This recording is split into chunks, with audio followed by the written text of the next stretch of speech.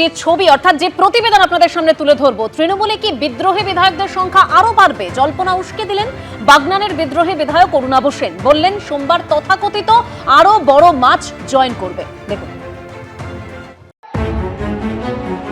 ঈশ্বরের নামে শপথ করিতেছি, हम डरपोक नहीं है। সহজ পাঠে রবীন্দ্রনাথ ঠাকুর লিখেছিলেন, কাল ছিল ডালখালি, আজ ফুলে যায় ভরে। গত 15 বছরে ক্ষমতায় থাকাকালীন এভাবেই ফুলে ফুলে ঘাস ফুলের বাগান ভরে উঠেছিল, কিন্তু ক্ষমতা যেতেই রাতারাতি বাগান ছাড়খাড়। লণ্ডভণ্ড মমতা বন্দ্যোপাধ্যায়ের তৈরি তৃণমূল পুরসভা, বিধানসভা, কর্পোরেশন, জেলা পরিষদের পর এবার সংসদেও ভাঙতে চলেছে তৃণমূল। বিধানসভায় বিদ্রোহী বিধায়করা যখন জোট বেঁধে তার নির্দেশ খারিজ করে দিয়েছিলেন, তখন চুপ করে বসে তা দেখতে হয়েছিল মমতা বন্দ্যোপাধ্যায়কে। এবার সংসদীয় দলও যখন ভাঙনের মুখে, তখনও তা আটকানোর কার্যত কোনো ক্ষমতাই নেই একদা তৃণমূলের সর্বেসর্বার হাতে। লোকসভা ও রাজ্যসভা মিলিয়ে তৃণমূলের বর্তমান সাংসদ সংখ্যা 41, লোকসভায় 28, রাজ্যসভায় 13। সূত্রের খবর, লোকসভার 28 জন সাংসদের মধ্যে 24 জনেরই মন এখন উড়ু উড়ু। তার মধ্যে অন্তত 20 জন তো বিপ্লবের জন্য একেবারে প্রস্তুত। সূত্রের খবর, এরা মমতা বন্দ্যোপাধ্যায়ের সঙ্গ ছাড়তে মনস্থির করে ফেলেছেন।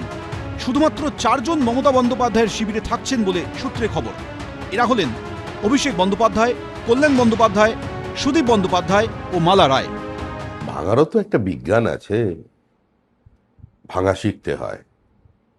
অপরূপভাবে ভাঙা, গড়ার চেয়েও মূল্যবান কখনো স্বপ্ন।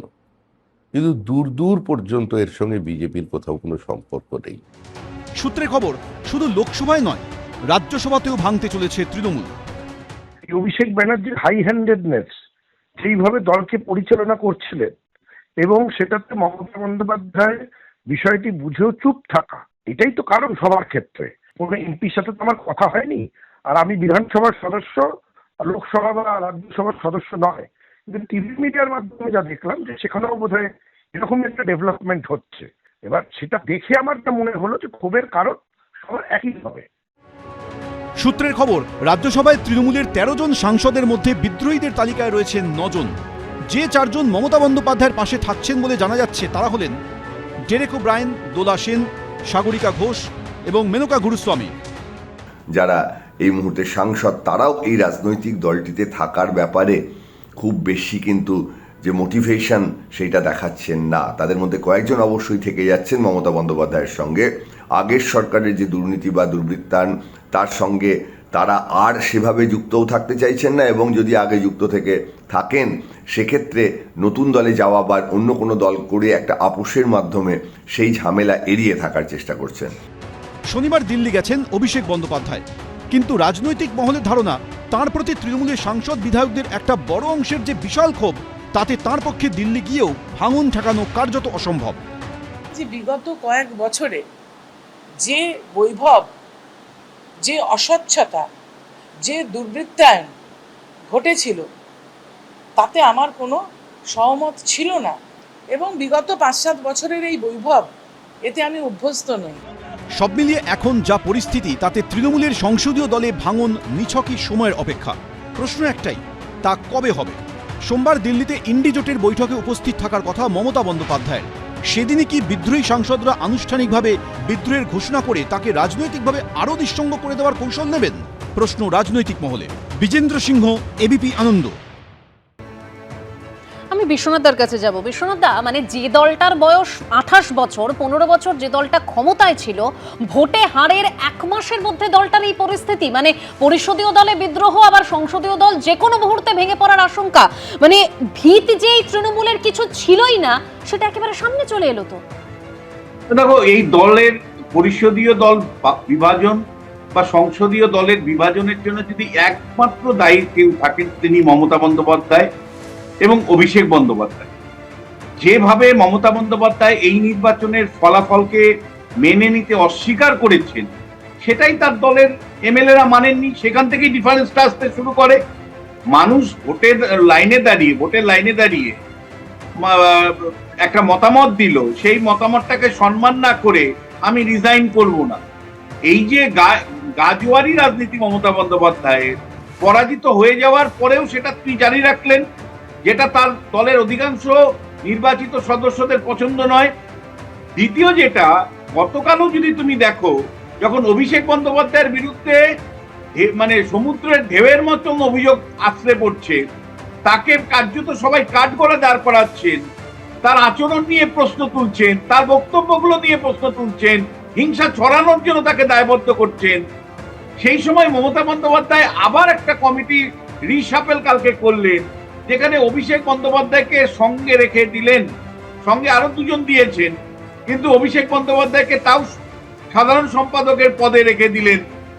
মানে মমতা বন্দ্যোপাধ্যায় তো উচিত ছিল অভিষেক বন্দ্যোপাধ্যায়কে সরিয়ে নতুন কোনো মুখ আনা।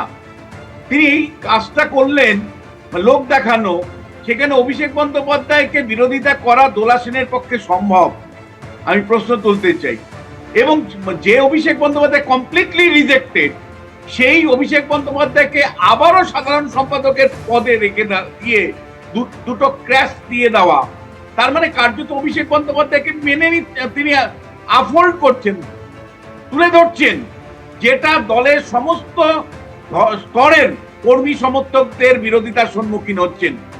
এবং পরিষদীয় দল যেভাবে ভেঙেছে এবং যেভাবে তিনি আজকে তৃণমূল কংগ্রেসের নতুন কমিটি তৈরি করেছেন, যেটা নিয়ে কুণাল ঘোষ পর্যন্ত আপত্তি করেছেন, কুণাল ঘোষ তার যে ব্যক্তিগত অভিমত ব্যক্ত করেছেন তাদের পরিষ্কার বলেছেন কতবার ভুল হবে, কত ত্রুটি হবে, কত সহ্য করতে হবে, দিনের পর দিন এটা তৃণমূল নেত্রী এই ধরনের কাজ করবেন, মানে আর আমাদেরকে এটা মেনে চলতে হবে। মানে কার্যত মানে কুণাল ঘোষের মধ্যে একটা বিদ্রোহী সুর আমরা দেখতে পাচ্ছি। আর দিল্লিতে সাংসদ যারা আছেন তাদের সাথে প্রতিনিয়ত বিজেপি নেতৃত্বের কথা হচ্ছে। 22 জন এমপি ইতিমধ্যেই তারা আলাদা পরিষদীয় গোষ্ঠীর মতো, ঋতব্রত নেতৃত্বে পরিষদীয় গোষ্ঠী যেমন আলাদা হয়ে গেছে, একইভাবে কয়েকদিনের মধ্যেই তুমি দেখবে সংসদের লোকসভা এবং রাজ্যসভায় আলাদা আলাদা গোষ্ঠী হবে, তারাই মূল তৃণমূল বলে দাবি তুলবেন। এবং এটাতে কিন্তু মানে বিজেপিরও লাভ আছে, কারণ তুমি জানো যে বিজেপি 240টা আসন নিয়ে একদিকে টিডিপি আরেকদিকে জেডিইউ কে সঙ্গে নিয়ে চলছে। অনেক ক্ষেত্রেই তারা যে রাজনৈতিক যে এজেন্ডা অনুসারে যে বিল পাস সেগুলো তারা করতে পারছেন না। লাস্ট ডিলিমিটেশন বিলটা আটকে গিয়েছিল। ফলে এই তৃণমূল কংগ্রেসের সংখ্যাটা যদি তার পান, ইতিমধ্যেই ডিএমকে কংগ্রেস থেকে বেরিয়ে গেছেন, মানে ইন্ডিয়া জোট থেকে বেরিয়ে গেছে, ডিএমকে সমর্থনও তারা পেতে পারেন, তাহলে কি 2/3 মেজরিটি সংসদে নিশ্চিত করছে তৃণমূল কংগ্রেসের বিক্ষুব্ধরা।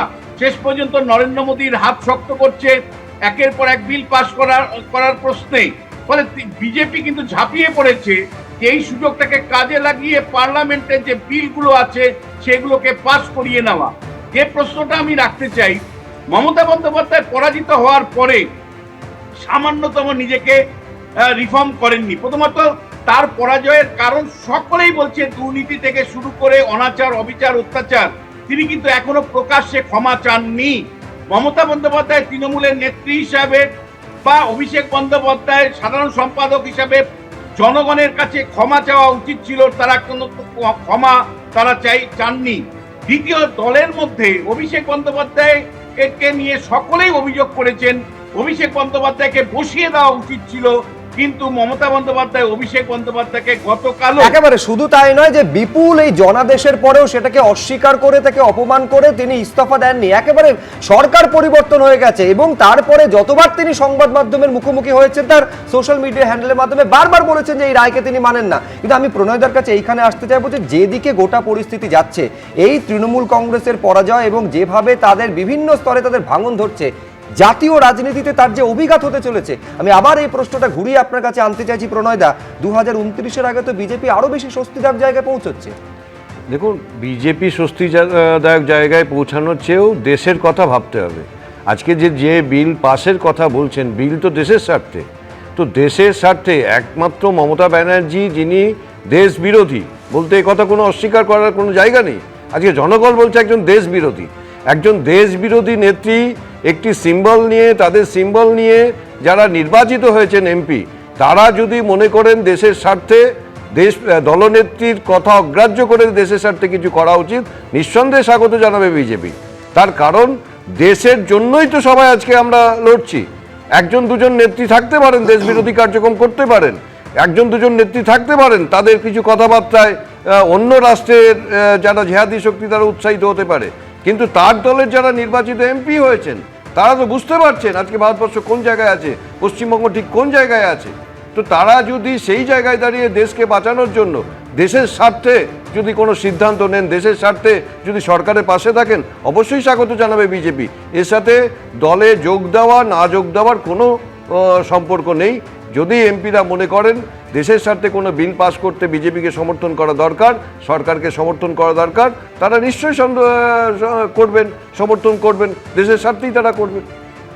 আমি এইখানে রবীন্দ্রনাথ ভট্টাচার্যের কাছে আসতে চাইবো। রবীন্দ্রনাথবাবু, উল্টো বিষয়টা আমি বলছি, উল্টো দিক থেকে এই বিষয়টা তো সমান গুরুত্ব দিয়ে দেখতে হবে। সেটা হচ্ছে যে তৃণমূল কংগ্রেসের অন্দরে এই মুহূর্তে কি চলছে, যেটাও কিছুক্ষণ আগে বিশ্বনাথ চক্রবর্তী উল্লেখ করলেন যে অভিষেক বন্দ্যোপাধ্যায়কে কার্যত এখনো আগলে রাখতে চাইছেন। এই তীব্র একটা অভিষেক বন্দ্যোপাধ্যায়ের বিরুদ্ধে ক্ষোভ তৈরি হওয়ার পরেও তাকে কড়া ব্যবস্থা নেওয়া তো দূর, সঙ্গে আরো দুজনকে আমি বলছি যুগ্ম সাধারণ সম্পাদক হিসেবে জুড়ে দিলেন।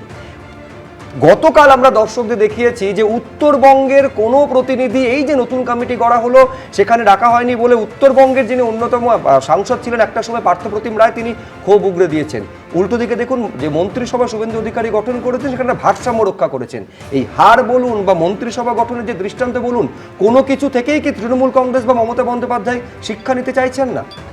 হ্যাঁ, দেখুন, আমি ওই প্রশ্নে যাচ্ছি তার আগে অর্ক যেটা নিয়ে প্রণয়ের সঙ্গে বলছিলেন বারবার করে, সেইখানে আমি একটা কথা বলি যে ঘটনাটা হচ্ছে বিএনএস চালু হয়ে গেছিল সারা দেশ জুড়ে, এটা নিয়ে কোনো সমস্যা নেই, যে 2024 জুলাই মাসেই চালু হয়ে গেছে। কিন্তু ক্যাবিনেট ফর্মালি অ্যাপ্রুভ করে, একটা তো মানে কাস্টমারি একটা রিচুয়াল আছে, তো একটা অ্যামেন্ডমেন্ট হলেই যে সেটা অ্যামেন্ডমেন্ট হলে তো সেটা চালু হয়ে গেল, কিন্তু সেটা যে ক্যাবিনেট মেনে নিচ্ছে, রাজ্য সরকার মেনে নিচ্ছে, এইটা একটা ফর্মাল অ্যাপ্রুভাল দিতে হয়। এই সরকার আরে দেয়, এটা আপনি যদি এখন অস্বীকার করেন মমতা বন্দ্যোপাধ্যায় তাহলে আমার বলার কিছু নেই। আমি বলছি এটা ফর্মালি একটা ক্যাবিনেট অ্যাপ্রুভ করা, মানে বিএনএস আমরা চালু করছি, সেটা আইনে এটা হয় না, না এটা একটা রিচুয়াল। এটা যে কোনো অ্যামেন্ডমেন্ট যখন 72nd অ্যামেন্ডমেন্ট হয়, তার একটা সাপোর্টিং একটা স্টেট গভর্নমেন্টে করে, এটা ফর্মাল একটা ব্যাপার। পাশাপাশি দেখুন না, অপরাজিতা আইন বিল করে রেখে দিয়েছেন।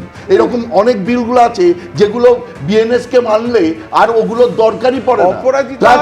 অপরাজিতা বিল রিফিউজ হয়ে গেছে, আমরা সেই জন্য বিএনএস এর কথা আমরা ভাবছি না, আমরা নতুন করে অপরাজিতা বিল ছিল এই জায়গাটায় যখন বিএনএস কে আমরা মেনে নিলাম, তখন অপরাজিতা বিল অলরেডি খারিজ হয়ে গেছে।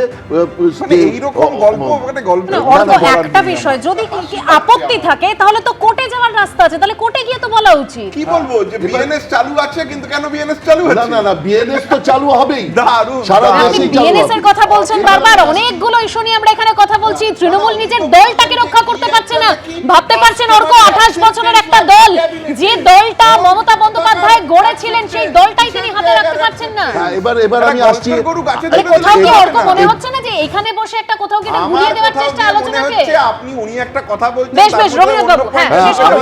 এবার আমি আসছি, দলের এই যে ভাঙনটার দিকে যাচ্ছে, এটা একটা জাতীয় সংসদের ভাঙনটা সবচেয়ে বেশি গুরুত্বপূর্ণ, কারণ জাতীয় মুখ ওটা, মানে সংসদের লোকসভাতে যে ভাঙনটা হতে চলেছে, দলের যদি আমরা জাতীয় মুখ বলি তাহলে সংসদের মুখ, সেইখানে ভাঙন ঘটছে, মানে সেটা সবচেয়ে ইম্পর্টেন্ট ব্যাপার।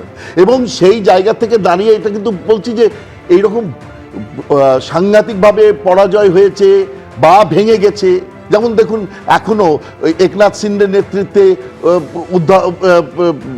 মহারাষ্ট্রে যে ভাঙন ঘটলো, তারপরে উদ্ধব ঠাকরের কিন্তু দল টিকে আছে।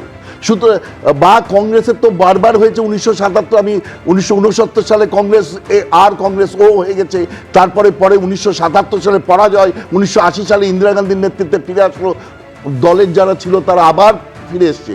কিন্তু সেক্ষেত্রে কতগুলো বিষয় থাকতে হয়, যেগুলো দলের একটা সাংগঠনিক কাঠামো থাকতে হয়, একটা মতাদর্শ থাকতে হয়, একটা লয়াল কিছু কর্মী থাকতে হয়।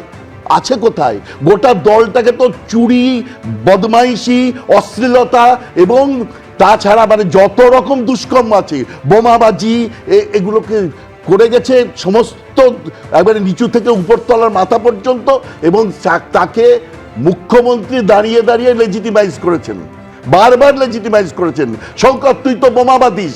সেই শওকতের সুরক্ষার জন্য তিনি পাগল হয়ে যাচ্ছেন, নিজের সুরক্ষা ছেড়ে দিতে যাচ্ছেন। জ্যোতিপ্রিয় মল্লিক জেলখানা খেটে এসছে, হাজার হাজার কোটি টাকার চুরির দায় অভিযুক্ত, তাকে বলছেন বেস্ট পারফর্মার। সন্দীপ ঘোষ, যে আরজি করের প্রিন্সিপাল, তিনি একটা এখনো জেল খাটছেন, সেই লোককে তিনি রাতারাতি মানে বাঁচানোর চেষ্টা রবীন্দ্রবাবু করছেন। প্যান্ডোরার বাক্স খুলে গেছে বলা যেতে পারে। এবিপি আনন্দ, এগিয়ে থাকে, এগিয়ে রাখে।